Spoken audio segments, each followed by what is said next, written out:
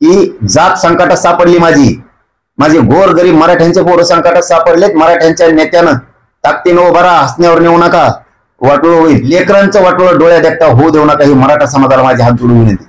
6 जुलैपर्यंत सगळ्या मराठा समाजाने आपण आपले काम उरकून घ्या. आपली जात संकटात सापडली आणि मी एकटा पडलोय, मी हटत नाही, मेलो तरी हरकत नाही, पण मी हटत नाही. मराठ्यांना ओबीसीतून आरक्षण दिल्याशिवाय सोडत नाही. शंभूराजे देसाई साहेबांच्या शब्दावरती विश्वास ठेवा आता. आणि मी मात्र महाराष्ट्राला सगळ्या मराठ्यांना ओबीसीत आरक्षण मिळाल्याशिवाय हटत नाही. ते आता गंजल्यात तलवारी त्या घासून ठेवा. त्याला बहुतेक मराठ्यांसंग दंगल घडून आणायची. तर आपण हात बांधून बसायचं नाही, कारण माझा एकही मराठा यांच्या हातून मारता कामा नये, वयाला जाता कामा नये. ती गंजलेल्या तलवारी घासून ठेवा. आपण कमी नाहीत, कोणाच्या बापाला घेत नाहीत. मुख्यमंत्री आणि गृहमंत्र्यांना सुद्धा सांगतो, आमचा नाईलाज आहे. जर तसा काही प्रयोग झाला तर आम्ही सुद्धा एकही पाऊल मागे सरकारणार, जशास तसंच उत्तर देणार आम्ही सुद्धा. पण ते जर आता आमच्यावर तलवारी चालवणार असले, छगन भुजबळ जर असे इशारे देणार असले झाल की तलवारी काढा, गंजलेल्या तलवारी घासून ठेवा, हे जर असे जर ते इशारे देणार असला तर ही राज्यासाठी गंभीर बाब आहे. आम्ही सुद्धा कडवट आणि कट्टर मराठे, आम्ही सुद्धा क्षत्रिय मराठे, उत्तराला उत्तर देणार. तुमच्यामुळं जात मरण एखादीशी वाशाने वेळेवर आणखी हातातून वेळ गेली नाही. मी नाही हटत. तुम्ही साथ दिली तरी हटत नाही मराठ्यांना, नाही दिली तर मराठ्याला ओबीसीतूनच आरक्षण देणार. मुस्लिम समाज ओबीसीत आहे आणि ते येणार आहे आणि तुम्हाला त्याला नियमानं आरक्षण द्यावं लागणार आहे 100%. त्यांनी काय व्यवसाय करायचे आणि काय जगायचे. आणि मराठ्यांचे नेते सुद्धा शहाणे व्हा ना आता. डबडे उगाच जातीला दोष देता हमेशाच. यासाठी मोठं केलं का तुम्हाला. मराठा आरक्षणावर आता तुम्हाला सगळीकडनं घेण्याचा प्रयत्न होतोय. काल विखे पाटील सुद्धा म्हणाले की जरांगे पाटील म्हणजे मराठा नाही, आणि मराठ्यांचा आरक्षणाचं हे जे काही आंदोलन आहे आता हे भरकटच चाललंय. तुम्ही म्हणताय हे खरं आहे की मला आणि माझ्या समाजाला दोघांनाही घेरण्याचा प्रयत्न सुरू झालाय, हे एकदम सत्य आहे. कारण काय झालंय की आम्ही जी सत्य मागणी केली ही कोणाला पचत नाही. आम्ही सत्य बोललोय, कायद्यावर बोट ठेवून बोललोय, कायद्यानं मराठ्यांना आरक्षण दिलंय, सरकारी मराठ्यांच्या नोंदी आहेत. हैदराबादचं गॅजेट मराठवाड्यासाठी, बेळगाव आणि सातारा संस्थांचं खाणेसुमारीचं गॅजेटही त्याच्यामध्ये सगळा पश्चिम महाराष्ट्र आरक्षणात बसतोय. बॉम्बे गव्हर्नमेंटचाही, नाशिकचाही करार आहे, 2 संस्थांचाही विषय, याच्यात सगळ्यात मराठा हा कुणबी असलेला उल्लेख. त्यामुळे ह्या सरकारी नोंदी आहेत सगळ्या. आणि मी नेमकं महत्वाचं विषयावर बोट ठेवल्यामुळं यांची खूप पोटदुखी व्हायला लागली की ह्यो मुलगा जोपर्यंत या लढ्यात आहे तोपर्यंत हा मराठ्यांना आरक्षण मिळवून देणार आहे. आता याच्यातला दुसरा एक फरक असा आहे दादा की सत्यता बाहेर आली आणि जे काही नेते होते ओबीसीचे मराठ्यांच्या जीवावर निवडून येणारे यांचे रंग उघडे पडलेत आता मराठा समाजासमोर. त्याच्यात आणखीन एक दुसरा फरक असा आहे की महाराष्ट्रातल्या मराठा समाजाला मुद्दामून सांगतो आणि मराठ्यांच्या नेत्याला पण विशेष करून सांगतो, सगळ्या पक्षातले ओबीसी नेते हे मराठा समाजाला आरक्षण मिळू नये जे कायदेशीर येते, म्हणजे घटनेत कायद्यानं दिलेलं आरक्षण कायद्यात बसते ते आरक्षण, सरकारी नोंदी आहेत त्या, आणि असे पडले की मराठ्यांच्या जास्त करून नेत्यांनाही सांगतो की ते मताचा विचार नाही करायला लागले, ते आरक्षणाचा विचार करायला लागले. आणि मराठ्यांचे नेते मताचा विचार करायला लागलेत, आरक्षणाचा विचार नाही करायला लागले. किंवा फरक आहे त्यांच्यात आणि आमच्या मराठ्यांच्या नेत्यात. आरक्षण विषय इतका मोठा आहे त्यांच्यासाठी की मत आणि निवडून येणं हे त्यांच्यासाठी मोठं नाहीये. हीच समजदारीची भूमिका सगळ्या पक्षातल्या मराठ्यांच्या नेत्यानं घेणं खूप गरजेचं आहे. आरक्षण हे किती मोठं आहे याहून लक्षात येत आहे. बघा आता भाजपामधले ओबीसीचे सगळे नेते, आमदार, मंत्री एकत्र झाले. त्याच्यानंतर अजितदादा पवार गटातले राष्ट्रवादीचे सुद्धा ओबीसीचे नेते सगळे एकत्र झाले. त्याच्यानंतर शिवसेनेच्या सुद्धा शिंदे साहेबाच्या गटातले सुद्धा ओबीसीचे सगळे नेते एकत्र झाले. त्याच्यानंतर शरद पवार साहेबाच्या गटातले सगळे आमदार त्यांचे ओबीसीचे तेही एकत्र झाले. विरोधी पक्षातले असणारे विरोधी पक्ष नेते आणि काँग्रेसचे ओबीसीचे नेते सुद्धा एकत्र झाले. म्हणजे पक्षच न राहिला खाली की ते. मी काल याच्यावर थोडस अंदाजा लावून बघितला की कोणी पक्षाला मोजायलाच तयार नाही. सगळे ओबीसीचे नेते हे एकवटलेत आणि मराठ्यांना आरक्षण नाही मिळू द्यायचं. मग याचा अर्थ मराठ्यांच्या नेत्याला समजत नाही का आरक्षण किती मोठं आहे. ती पदाला आणि मताला किंमत द्यायला तयार नाही. तुम्ही का रे बाबा मताला आणि निवडून यासाठी किंमत द्यायला लागले? याचा अर्थ कळत नाही तुम्हाला आरक्षण किती मोठं आहे, मराठ्यांची जात किती मोठी होईल. आणि याच बरोबर आणखीन एक सांगतो, मराठा समाजाला आणि मराठ्यांच्या नेत्याला मी एकटा पडलोय. मराठ्यांचे घरातले गोरगरिबांचे लेकरं मोठमोठ्याले अधिकारी होतील, मोठे होतील आरक्षण मिळालं. मी आरक्षणाच्या बाजूने राहू नये म्हणून सगळ्यांनी मला घेरलंय, मी एकटा पडलोय. तुम्ही सगळ्यांनी ताकदीनं म्हणजे सत्ताधाऱ्यातले मराठ्यांचे मंत्री असो तेही आमच्याकडून बोलत नाहीत, त्यांनी आम्हाला उघडं पाडले. आणि विरोधी पक्षातलेही बोलत नाहीत. मराठा समाजाला माझी विनंती आहे की आपण एकजूट राहा. मराठ्यांच्या नेत्याला सुद्धा मी वेळोवेळी आवाहन केलेलं आहे की तुम्ही तुमच्या पदाला मताला आणि निवडून यायला किंमत देण्यापेक्षा जातीचं आरक्षण लय मोठं आहे हे सिद्ध करून दिलं आपल्याला ह्या 8 दिवसात ओबीसीच्या सगळ्या नेत्यांनी. त्यांना आरक्षण महत्वाचं आहे, निवडणूक नाही ना मतं नाही. माझी हात जोडून विनंती आहे सगळ्यांना की जात संकटात सापडली माझे गोर गरीब मराठ्यांचे पोरं संकटात सापडलेत. मराठ्यांच्या नेत्यानं ताकदीनं उभा राहा, हसण्यावर नेऊ नका, वाटोळ होईल. आणि मराठा समाजाला माझं आव्हान आहे की आपण 6 जुलै ते 13 जुलै पर्यंत जे शांतता जनजागृती मराठा आरक्षण रॅली ठेवली, याला सगळ्या मराठ्यांनी उपस्थित राहा. लेकरांचं वाटोळं डोळ्या देखता होऊ देऊ नका ही मराठा समाजाला माझी हात जोडून विनंती. 6 जुलै पर्यंत सगळ्या मराठा समाजाने आपण आपले काम उरकून घ्या. पण 6 जुलैला एकही मराठा घरी न राहता जिथं जनजागृती शांतता मराठा आरक्षण रॅलीचं नियोजन केलं तिथं सगळ्या मराठ्यांनी एकही गावाच्या बाहेर जायचं नाही किंवा त्या दिवशी कोणी लग्न कार्याला सुद्धा जायचं नाही. आपल्या लेकरासाठी ज्या जनजागृती रॅल्या ज्या ज्या तारखेला ज्या ज्या जिल्ह्यात ठेवल्यात त्या जिल्ह्यातल्या सगळ्या मराठ्यांनी ताकदीनं शांततेत एकत्र या. आपल्या लेकराला न्याय द्यायचा आहे. आपल्याला घेरलंय, आपली जात संकटात सापडली आणि मी एकटा पडलोय. मी हटत नाही, मेलो तरी हरकत नाही, पण मी हटत नाही. मराठ्यांना ओबीसीतून आरक्षण दिल्याशिवाय सोडत नाही. दुसरा मुद्दा लगेच सांगतो म्हणजे तुम्हाला बोलायला. काल शंभूराजे देसाई साहेबांनी पत्रकार परिषद घेतली आणि त्यांनी सांगितलंय की दोन्हीनेही शांत राहावं. म्हणजे मलाही सांगितलंय की तुम्ही शांत राहा, 13 तारखेपर्यंत शांत राहा ना, असं त्यांचं म्हणणं आहे. याचा अर्थ आपण बोलल्याप्रमाणे ते करतील अशी मराठा समाज आपण अपेक्षा ठेवू. मी आजपासून कोणाच्याच प्रश्नाला उत्तर देत नाही आता 13 तारखेपर्यंत. शंभूराजे देसाई साहेबांच्या शब्दावरती विश्वास ठेवा. आता तुम्ही आम्ही काय देतोय तुम्हाला काय नाही देत याच्यावर 13 तारखेपर्यंत विश्वास ठेवा, असं शंभूराजे देसाई साहेबांचं पत्रकार परिषदेच्या माध्यमातून मला आवाहन करण्यात आलं. मग आता आमची मागणी सगळ्या सोयऱ्यांची अंमलबजावणी आम्ही दिलेल्या व्याख्याप्रमाणे आम्हाला पाहिजे. आणि हे मी 10 महिन्यापासून म्हणतो. दुसरं हैदराबादचं गॅजेट हे 13 तारखेच्या आत लागलं पाहिजे, कारण ते सरकारी नोंदी आहे. मग सातारा संस्थांचा असेल, बॉम्बे गव्हर्नमेंटचा असेल, तिकडचा माझा सगळा मराठा समाज आरक्षणात आला पाहिजे ओबीसी. आणि मी मात्र महाराष्ट्राला सगळ्या मराठ्यांना ओबीसीत आरक्षण मिळाल्याशिवाय हटत नाही. फक्त आता शंभूराजे देसाई साहेबांनी आवाहन केलं, त्यांच्या शब्दाचा मान सन्मान करून मी कोणाच्याही प्रश्नाला आता 13 तारखेपर्यंत यांचे उत्तर देत नाही. फक्त आता उत्तर द्यायचं नाही म्हणून मराठ्यांना फक्त आता शेवटचा 3रा मुद्दा एक सांगतो की पुण्याच्या भाषणात छगन भुजबळ म्हणलं, त्यांचं असं म्हणणं होतं की आता गंजल्या तलवारी त्या घासून ठेवा. पण ते शायरीच्या माध्यमातून असं कशाच्या माध्यमातून ह्यो इशारा डेंजर आहे. ह्यो इशारा डेंजर आहे की तलवारी गंजल्यात त्या घासून ठेवा. याचा अर्थ त्याला बहुतेक मराठ्यांसंग दंगल घडून आणायची, जाती जाती तेढ निर्माण करायचा. मराठ्यांना फक्त माझं एकच आव्हान आहे, आपण शांततेत राहायचं. अगोदर सुरुवात आपण करायची नाही, पण आपणही तयार येणारा. मराठा हा कडवट आहे, भेणारा नाही. जर यांनी तसं काय प्रयोग केला आणि यांनी जर कोणा हत्यार वाटायचं काम केलं, दंगली घालायचा प्रयत्न जर केला तर आपण हात बांधून बसायचं नाही. कारण माझा एकही मराठा यांच्या हातून मारता कामा नये, वायाला जाता कामा नये. ही नियत राज्याबाबत आमची नाही.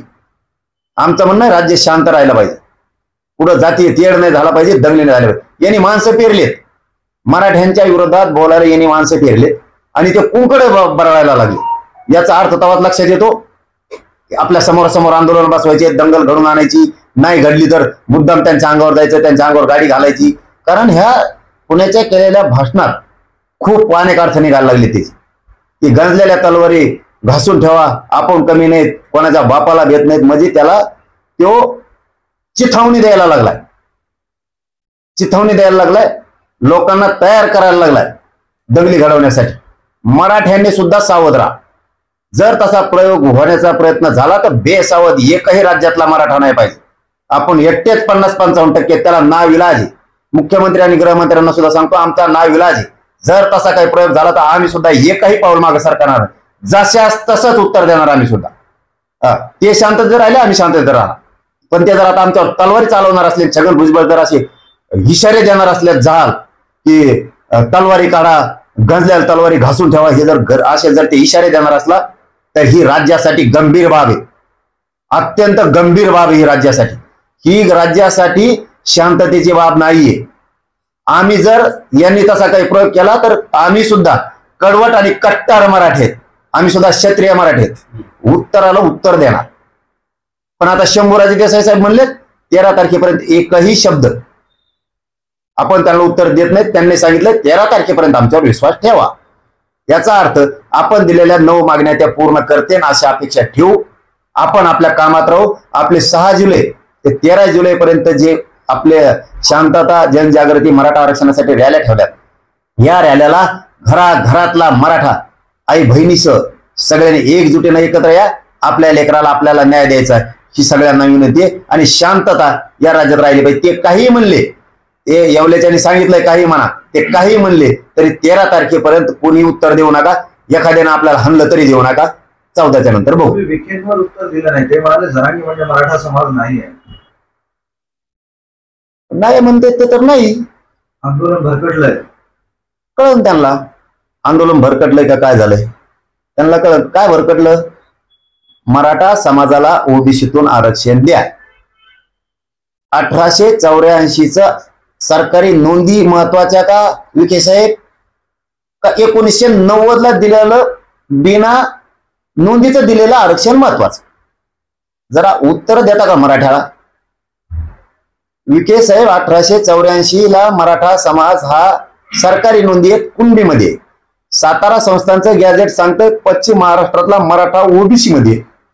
2 संस्थान सांगतोय, बेळगावचं करार सांगतोय, बॉम्बे गव्हर्नमेंटचं गॅझेट सांगतंय मराठा हा कुणबी. आणि आता याच्या पलीकडे सांगतो विखे साहेब, तुम्ही संविधानाच्या पदावर आहेत आणि मंत्री आहे. जरा 1967ला दिलेलं आरक्षण जरा वाचून बघा. 180 जाती आहेत, त्याच्यामध्ये कुणबी आणि कुणबी आणि मराठा एकच आहे. तुम्ही स्वतः सरकारमध्ये त्यावेळेस 2004ला सुशील कुमार शिंदे साहेबांच्या सरकारच्या वेळेस तुम्ही सरकारमध्ये होता, काँग्रेसात होता तुम्ही.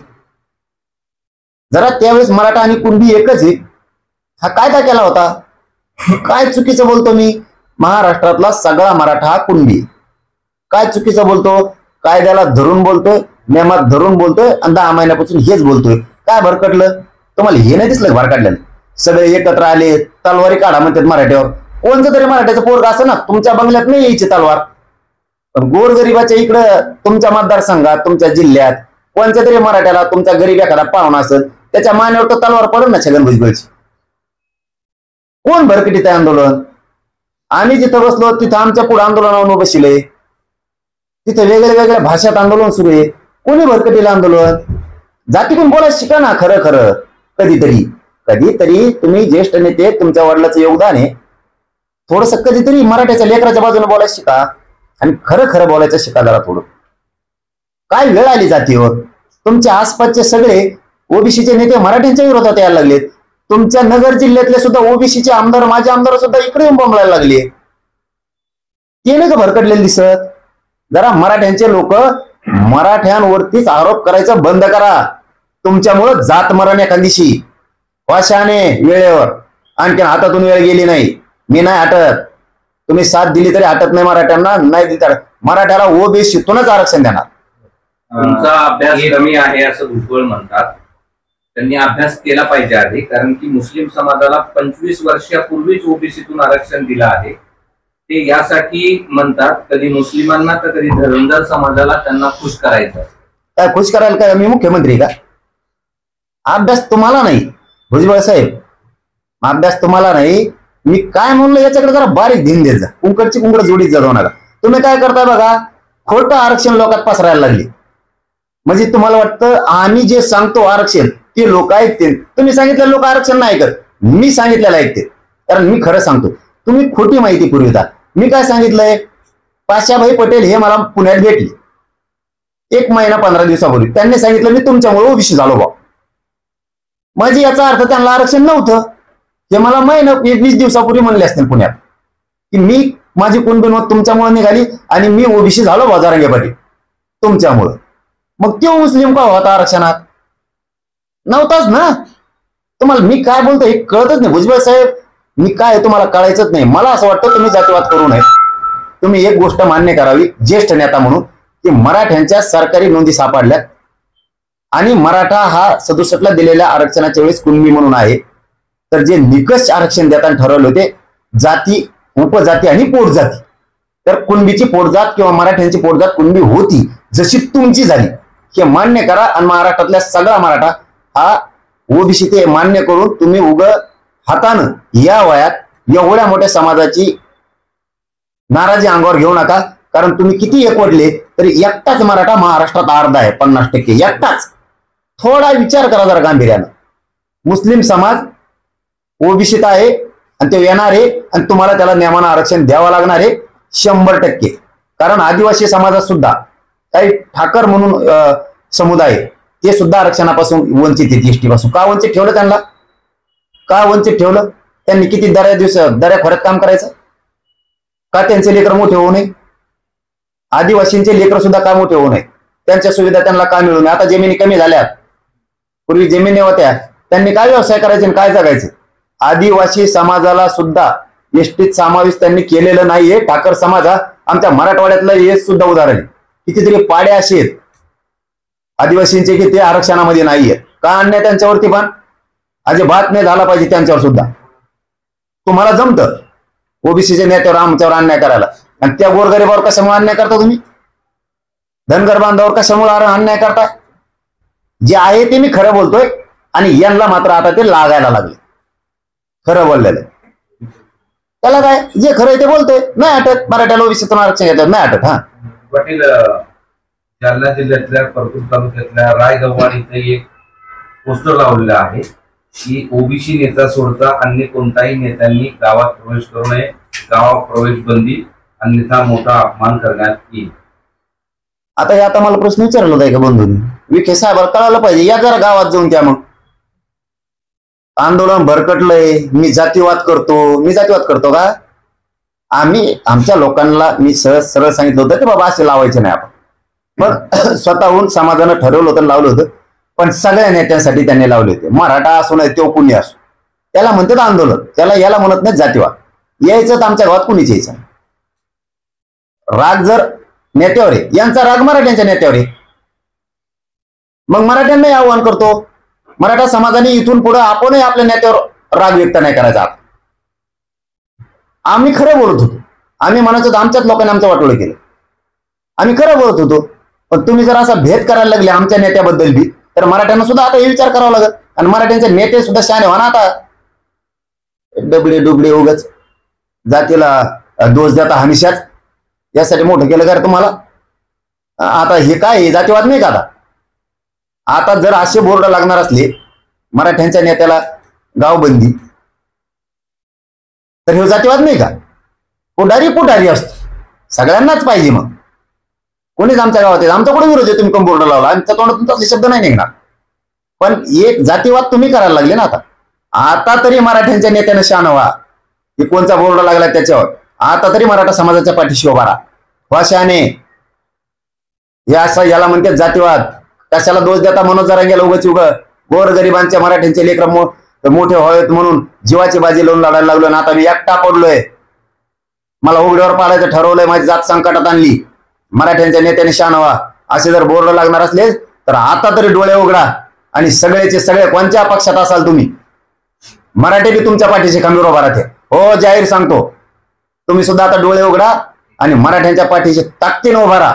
जनता घेऊन तुम्हाला बी मराठी उघडे पडून देणार नाहीत. हे शब्द आहे आमचा बी तुम्हाला. जरा सगळे एकजूट व्हा. जातीवाद हे भुजबळ घडून आणतोय. भुजबळने तसे बोर्ड लावायला सांगितलेले. ते सगळं काय राज्यात होतं हे फक्त भुजबळ आणि भुजबळच करतात.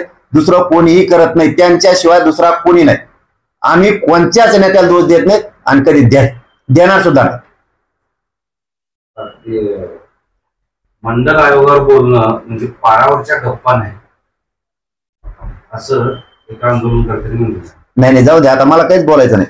गप्पा आहेत का नाहीत, आम्ही आरक्षणात आहेत, ओबीसीत आहेत, आमच्या सरकारी नोंदी आहेत त्या आम्ही घेऊ. 13 तारखेपर्यंत शंभूराजे देसाई साहेबांचं म्हणणं आहे की पाटलानं शांत राहावं, त्यांनी विश्वास ठेवावा. त्याला ठीक आहे, 13 तारखेपर्यंत आम्ही शांत राहू, 14 पासून बघू.